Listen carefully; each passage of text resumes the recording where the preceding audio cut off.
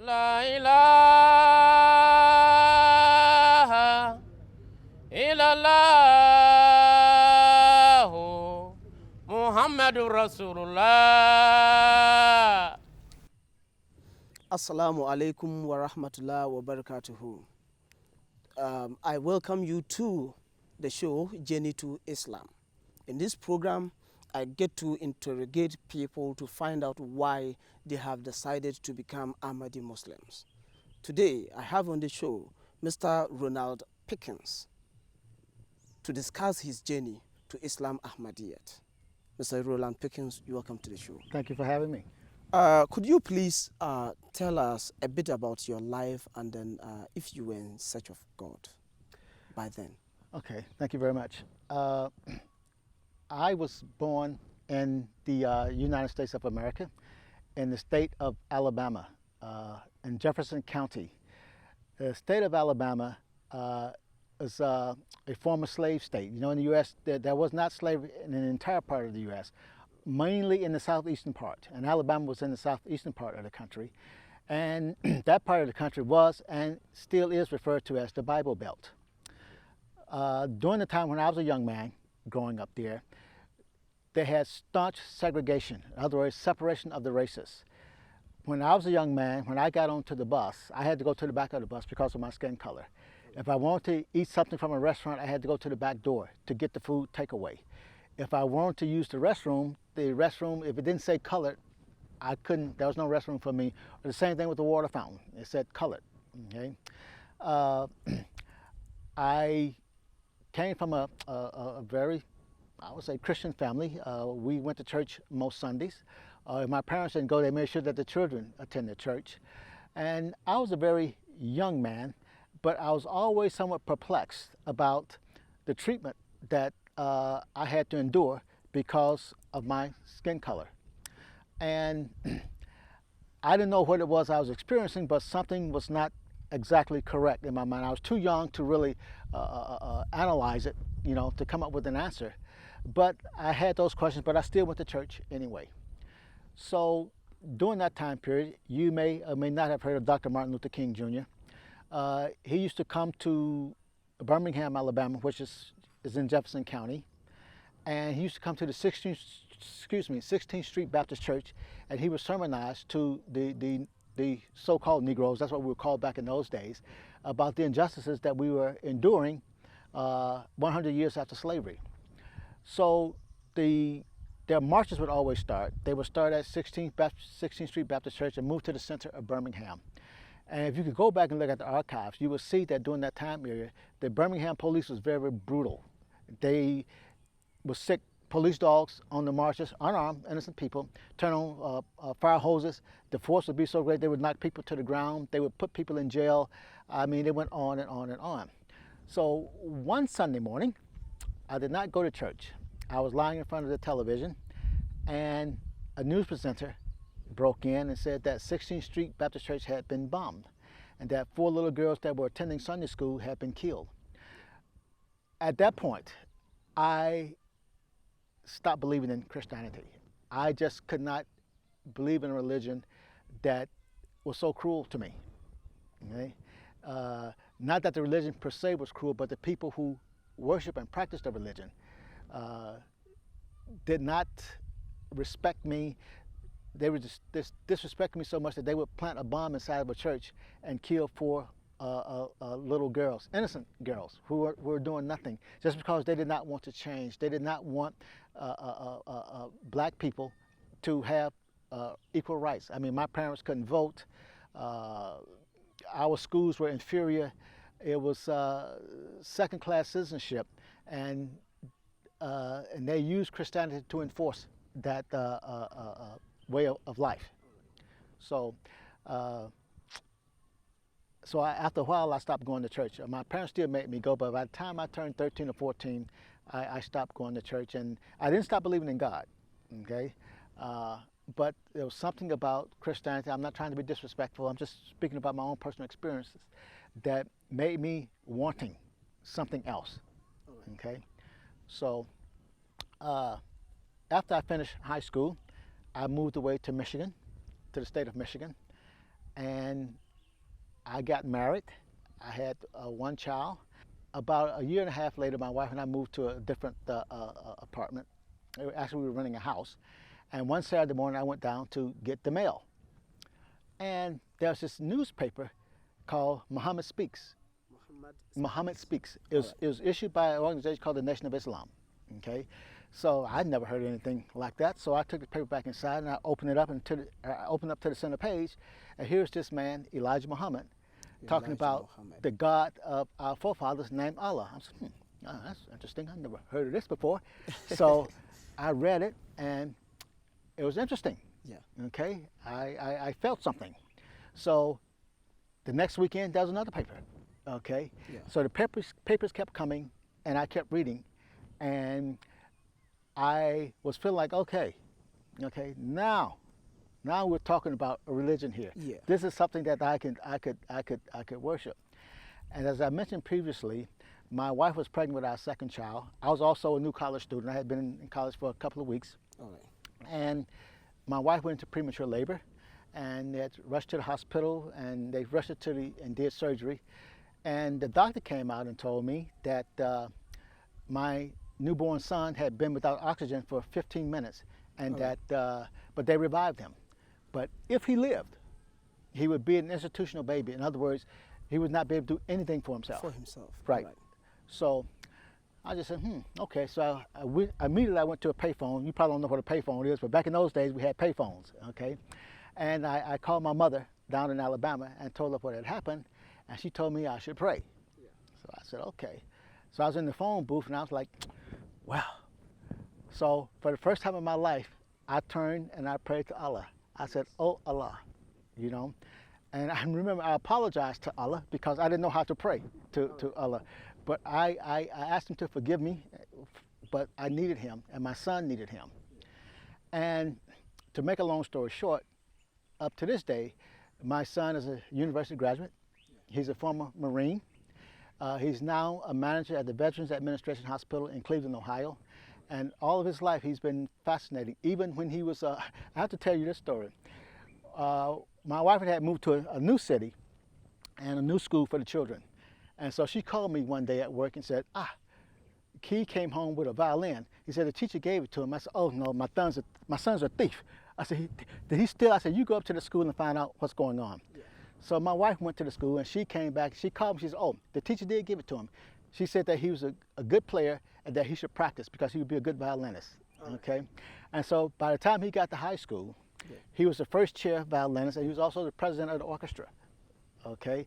So again, all of his life he's done amazing things, and say what you want, I believe that is my prayer to Allah that was answered. Yeah. And so from that point on, I had an interest in Islam.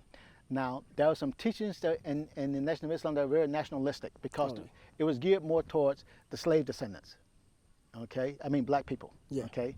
And so I didn't feel that it was real true Islam. I had some issues, so I sort of drifted away, but Islam had been planted in my heart, and even though I wasn't going to a mosque or anything like that, or declaring that I was a Muslim, I was a Muslim at heart, okay? So, speeding up a little bit, my wife and I, after 25 years, we got divorced, and I was living a pretty carefree life. I had finished college, of course. I was a senior executive in a fairly large-sized manufacturing firm. I was a certified public accountant. Here you call them chartered accountants. Certified public accountant. Yeah, right. You call them chartered accountants. Right, you guys call them chartered accountants. And my children were all emancipated. That is, they were grown. They were over 18, so they were all emancipated. So I got back into the dating scene, and I was dating some fairly attractive, educated, women. They were all Christians, and I would always test them with little questions, and I said, not her, questions about religion, okay?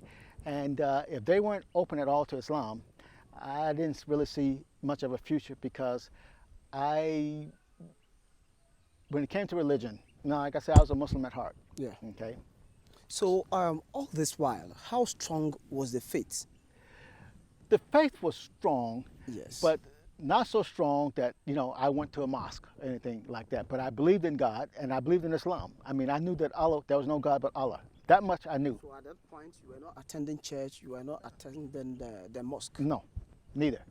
But you knew there was God. Well, I knew that was God, you know. I mean, like I said, I was living a carefree life. I mean, listen, man, I had my hobbies, Yeah. you know. I love to play golf, Yeah. okay. I had nobody disturbing me about when I wanted to go play, you know. I'm also a licensed pilot. I like to fly, you know. All right. And so I was just focusing on my hobbies, and I decided to get out of the dating scene, okay, because it was somewhat empty. I feel like there was nothing going on. I mean, from a spiritual standpoint, things just weren't happening. So that's why I decided, okay, let me just leave this dating scene alone, All right. and focus on my job and my hobbies. But I did say to myself, man, if I could find me an attractive, educated Muslim sister with no children or grown children, that would be somebody I could marry. But I said, but I won't meet anybody like that, you know, because I didn't hang out in that sort of environment, you know, to meet anyone like that. Most of the women I met either through work or at the grocery store, at the laundry, wherever, you know, you just run into women and you know, strike up a conversation. Places. Right, public places. So let's fast forward again. I decided, oh, let me buy me a computer for home, you know. And I bought my computer, and I had it for some while, and I was, one Friday, I knew it was a Friday night, I was surfing, and I found this site called blacksingles.com, you know, and I read some of the articles that the black men had written, and I just, man, what a crock, you know, this is ridiculous. So just for the fun of it, I thought, well, let me write one, you know, but my thing was totally different. I mean, I was just totally honest. There was no fluff, okay? I remember when I said that, my daughters tell me that I'm very handsome when I dress up. Yeah. But I said, but then they're my daughters, what else can they say? You know, I mean, it was just written like that, you know? And so I got some responses. In fact, I got back into the dating scene because that ad attracted a lot of women. And then about 5 or 6 months after that, I got an ad from a lady, and she said her name was Naima Mateen, okay? Naima Mateen. And I read what she had written, and sight unseen, I said, I'm going to marry this lady. I didn't know what she looked like or nothing. Yeah. You know, there was no picture, just what she had written about herself, okay? And I said, I'm going to marry this woman because I knew the name Naima, it was Muslim. Yeah. Okay? So we started communicating on a somewhat limited basis, and she lived in Milwaukee, Wisconsin, and at that time I lived in Akron, Ohio. Yeah. Okay, and that's about, by plane it's an hour, hour and a half. By car it's like 8 hours. Okay. 8 hours. So I hinted to her that maybe we should get a little bit more serious, and she said, well, you know, she said that she was an Ahmadi, and that I would have to come to her city and meet her guardians and, you know, the president of her Jamaat and express my intentions. So I went up. I'm trying to remember if I drove up or flew up. I don't remember. I think I may have flown up, okay? And so I got down on Friday, early Friday morning, and I was able to go to Juma, you know, and I had already decided that I was going to accept Ahmadiyya because she sent me literature, and I read the literature. I said, okay, I'm comfortable with this, okay? So when I got to the Jamaat and started reading the posters on the wall and the stuff they had a lot of posters posted on the wall, and I read about the Prophet Messiah, peace be upon him, and I just said, this is the place for me, okay? And, excuse me, what I did observe about Ahmadis was that they're very caring about the members of the Jamaat and the community, local and worldwide community at large. Yeah. So I was very impressed. And there was nothing nationalistic about it. It was global. A global view as opposed to a nationalistic view. Yeah. So I signed by it that day, and a few weeks later, you know, I was married and I was an Ahmadi. Okay. All right. So now, becoming an Ahmadi Muslim, could you relay that special incident that took you to becoming an Ahmadi Muslim? Or is that the point where you met the lady on the website? No, that wasn't the point. Yeah. It was when I attended the mosque, or the Jamaat. Yeah, when you the say first time. Jamaat, what do you mean? Well, when I went to the mosque and the community, the Ahmadi community. All right. Okay. So when you say Jamaat, it Right. means the community. Right, the community. So when I went to the mosque the first time, that's when it hit me that this was something special. This was something different. You know, like I say, the literature that I had already read, Yes. combined with what I read in the mosque. You know, in fact, I remember I had read anything about this, but they had a picture of the tomb of Jesus Yeah. on the on the wall at On the the mosque, wall. and I just man, this makes sense to me, you know, and so it was just that first time at the mosque that it hit me that I was in a special place, Yeah. and that I wanted to be a part of it. Why didn't you have any doubts about such a thing? Because hearing of Jesus in the mosque. Well, you know, I have to go back to my childhood. All You know, when I would go to church, there would always be a picture of Jesus on the wall. Yeah. Okay, but then that would be on Sunday. On Monday, people who looked like the picture was saying very bad things to me and doing very bad things to me. Oh. Okay, and so when I grew older, I mean, I was searching for answers. Okay, and Ahmadiyya seemed to have put Jesus in his proper perspective. In other words, as being a prophet of God and not God himself. Okay, so that gave me a big feeling of relief, All right. because I felt as if, okay, I still respected Jesus. Yeah. Okay, so now I can still respect Jesus and I can talk about Jesus, but I don't have to worship Jesus. Great. Well, viewers, if you just joined us, this is the program, Journey to Islam. The very purpose of this program is for us to get to hear stories from people who have decided to convert to Islam Ahmadiyya. So if you are with me here today, and I am joined on the show by Mr. Ronald Pickens. Thank you. Yes.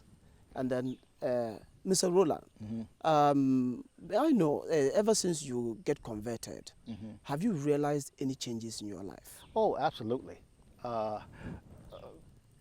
First of all, I have a more respect for the opposite sex. You know, I used to view them as just a piece of meat for all intents and purposes, just for sex objects, you know. So now I have much more respect for them. I see the way Ahmadi women, well, Muslim women in general, dress and carry themselves, especially Ahmadi women. Yeah. And the modesty really is appealing, Yeah. okay? The Quranic readings, you know, Ramadan, the 5 daily prayers. Yeah. Also, prior to Ahmadiyyat, I never really thought about heaven and hell, and didn't really think about God that much. I only thought about God when I was in trouble and needed some help, you know. Then I wanted to, you know, to pray or focus on God. But now, you know, I think about heaven all the time. I'm trying to think like, I want to go get into paradise. Yeah. Was it not a deliberate thing that you made not to be aware of the existence of heaven and hell? Yes. Because Christianity preaches that, I know. Yeah. And Yeah. was it only after you became an Ahmadi Muslim you get to know that, or you got much enlightenment about it? That's probably more fitting. I got more enlightenment about it, Yeah. especially having reading the Quran. And in fact, truthfully, it took me about 4 or 5 readings of the Quran before the light really came on. Oh, You know, I was reading, but I really wasn't grasping and understanding. And about the 5th time, or 4th or 5th time, that's when the lights came on. Oh. And I know there's an angel here recording the good deeds. Yes. Angel here recording bad deeds. Bad I've been deeds. trying to talk to this guy, try to lighten up a little bit, but I don't think he's going to erase anything. He's not going to No, hear. he's not going to hear. So I'm trying to make sure that this guy has a lot more things recorded than this one does. And so since I've accepted Ahmadiyya, I'm focusing more, like I said, on getting into paradise. And I realize now that I don't have to accept Jesus, All right. okay, to get into paradise. Okay, All I just have to believe in Allah and do good deeds and righteous deeds, and that's what I try to do. You know, I had a friend once tell me I was going to burn in hell. All right. Because I have not accepted Jesus as my Lord and Savior, and that's the only way I was going to get into heaven. All right. And fortunately, I always had issues with that. Okay, and Ahmadiyya has put that issue to rest for me. All right. So now I would want to know how your link with God has increased. Okay. Now that you have known the differences between right and wrong, and then because of that you have been able to push yourself to do what is right. So now I want to know, how has your link with God increased? Okay, thank you. I find that I'm kinder with people. I'm more patient with people. I try to stay steadfast in my prayers, read the Quran, observe Ramadan, and I find myself thinking more about, you know, getting into paradise. And as I said previously, and as such, when I'm doing things, I feel that as if Allah is with me. Yeah. Okay, and so whereas before, even after I became Ahmadi initially, something bad would happen. I said, oh, Allah doesn't love me, you know. But now I don't say things like that anymore, because I know that Allah loves me and that Allah knows best. Whereas before, you know, I wanted to be Mr. Independent and make everything in my life happen the way I wanted it to happen. But now I realize that it's all about Allah. You know, I'm just merely one of billions of his creation, or his children, if mind you. So I have a stronger link with Allah, or with God, whatever. You know, there may be some people who are watching who don't understand what Allah means or who Allah is. So I'll say Allah/God, and I find that even when something bad has happened, when in the past I would, you know, be distraught about it, and what would happen was, it was a good thing that didn't happen because something better happened. All right. Okay, and so now I've developed a stronger relationship with God than I've ever had in the past. All right. So now you are convinced Yes, that you are closer to God than ever before. Than ever before. Yeah. So now, tell us your impressions about the Ahmadiyya community in general. Oh, as I said previously, it's a very concerning, concerning community. Yeah. I mean, even driving through Ghana, you know, the hospitals, you know, the clinics, you know, it seems like the Ahmadis are always trying to do something to better mankind. And these hospitals are not just for Ahmadis, you know, they're for everybody. And I believe that is the true Islam. After I had accepted Ahmadiyya and started reading all the literature that come out, especially like the Review of Religions, okay, that I finally got it, okay, that I finally understood. You know, in Islam, it is different time, different place, different people, different prophet, same God, okay?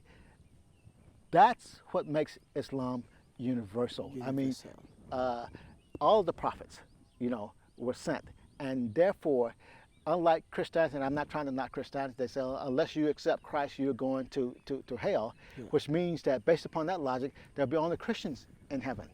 Everybody else is going to hell, okay? So for me, the teachings of Ahmadiyya, the literature that comes out, you know, monthly, Jalsa, etc., those sort of things helps to bring things into focus, if you will. It takes away, I call it spookiness. You know, if you know what I mean by spooky? It means like, you know, in Islam, there's nothing spooky. We don't have anybody raising from the dead. No. You know, nobody walking on water, nobody turning water to wine, that sort of stuff, okay? And Ahmadiyya, I may be digressing here, because of Ahmadiyya, I learned that it is debatable, as some would say, as to whether or not Jesus even died on the cross. Yeah. But as an Ahmadi, for me, I know he didn't die on the cross. Yeah. But if you read the literature, even Ahmadiyya takes you to the Christian Bible, Yeah. and it shows you that Jesus didn't die on the cross, you know, that he didn't raise from the dead, you know. And so those sort of things, you know, appeal to me and to my intellect, okay? Like I say, I don't, you know, in Islam we have only one miracle, and that's the Quran itself. And so that's a miracle that I can see, Yeah. I can touch it, I can feel it, I can read it, okay? Right. It's no he said, she said, or this happened way back when, or that happened way back then. That is our miracle, and that's what separates, I'll just say, Muslims from the pack, if you will. What I mean by the pack, I mean Christianity, Judaism, Yes. Buddhism, Hinduism, Zoroastrianism, etc. Right. Yeah, so now, yes, you have your impressions about the community as Ahmadiyya community, and then have you faced any setbacks In terms of, in your life as far as your conversion to Islam Ahmadiyya is concerned? Have you faced any negative times? That's what I want to know. negative times, I would say no, but challenging times, yes. I mean, but what is life without challenges? Yeah. Okay, so no, I have not faced any negative times. I've had challenges. I mean, after I accepted Ahmadiyya, I left the United States of America and came to Ghana, Yeah. and decided to give Ghana a try. And I've been here for 13 years, and I've survived somehow. May I know your last words? Do you have any kind of advice for us? Well, yeah, you open talking about some Muslim terrorist attacks Yeah. and so on and so forth. And I just want to say to people, look, I have never read of a single incident where an Ahmadi has attacked a non-Ahmadi because they were not Ahmadi. I have never read or heard of any instance where an Ahmadi has gone into a mosque with a suicide vest on and blew it up and killed innocent people. Yeah. Okay, that's not what we do. We practice true Islam, and if you want to see what true Islam is, I would suggest you go and study Ahmadiyyat. All right. Okay, because that's where you will find how true Islam is practiced. All right. I'm not trying to say that Sunnis and Shias are bad people, but there are some people out there that are doing things that has given Islam a very, very bad name, and they're not Ahmadis. Great. That's it. Yeah, it's been a great time Thank you. with you, but unfortunately, definitely, time will bring us to an end. So this is what it is. Okay. Yes, viewers, it has been a lovely time with this man, Mr. Ronald Pickens. Ronald Pickens. And then he is a converted Ahmadi Muslim, at least for about 17 years. And then he has taken us through his life as an Ahmadi Muslim, and even before that. And I know that I, for example, have found some words that I can keep. He has made mention of Islam as one of the only, or in fact, he has made mention that Islam is the only universal religion. And then he has also made it clear that Ahmadiyya sect in Islam has been globalized. And if you want to know the true Islam, read Ahmadi literature, get close to Ahmadiyyat, and you will know what Islam means. He has also made it clear that Ahmadiyya teachings are done in a comparative way, such that they consider the Holy Quran, which is their holy book, and also the words from the Holy Bible, so that they can strike the best line. Until we meet again, I say Assalamu alaikum wa rahmatullah wa barakatuhu. Walaikum assalam. La ilaha illallah Muhammadur Rasulullah. La ilaha illallah Muhammadur Rasulullah.